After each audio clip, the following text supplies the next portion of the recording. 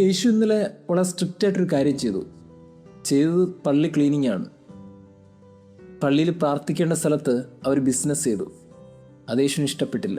അവർ business ചെയ്ത് ലാഭത്തിന് ഇടമാക്കി മാറ്റിയപ്പോൾ യേശു അടിച്ചെല്ലാവരും പുറത്തിറക്കി, പള്ളി ക്ലീൻ ചെയ്ത്. എന്നിട്ട് പറഞ്ഞു, എൻ്റെ അപ്പൻ്റെ വീടാണിത്. വളരെ സ്ട്രോങ് ആയിട്ട് യേശു പറഞ്ഞ് നിൽക്കുമ്പോൾ പള്ളി കമ്മിറ്റിക്കാർ വന്നു. അതാണ് ഇന്നത്തെ ഗോസ്പല്.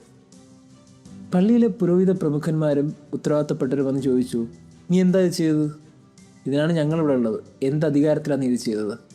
അതാണ് ചോദ്യം.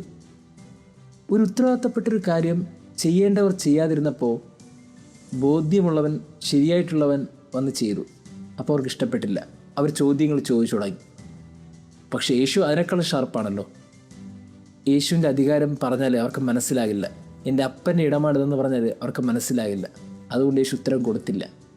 നമ്മൾ ഓർക്കേണ്ടത്, അവരവർ ചെയ്യേണ്ട ഉത്തരവാദിത്തം അവരവർ ചെയ്യണം.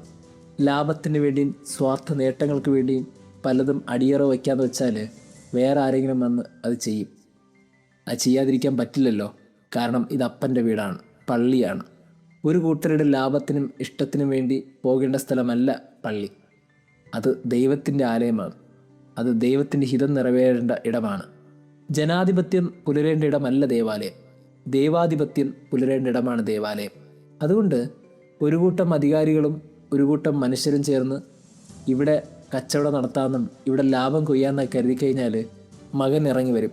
എന്നിട്ട് എല്ലാവരും പുറത്താക്കുമെന്നൊരു വാണിംഗ് ഇന്നത്തെ ഗോസ്പൽ തരുന്നുണ്ട്. എനിക്ക് തോന്നുന്നു നമ്മുടെയൊക്കെ പള്ളികൾ നമ്മൾ കുറച്ചും കൂടി ശ്രദ്ധിക്കണം.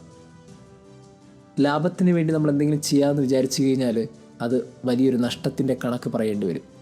പള്ളി അത് ദൈവത്തിന് ഇടമാണെന്ന് ബോധ്യം ഉണ്ടാകുമ്പോൾ നമ്മൾ ആ പള്ളിയിൽ കയറുന്ന പോലും ലാഭത്തിന് വേണ്ടിയായിരിക്കില്ല. ഇത് പറയുന്നത് നമുക്ക് ഓരോരുത്തർക്കുമുള്ള ഒരു വാണിംഗ് കൂടിയാണ്. നമ്മുടെ പ്രാർത്ഥന പോലും ലാഭമാകരുത് എന്നൊരു ബോധ്യമാണ്.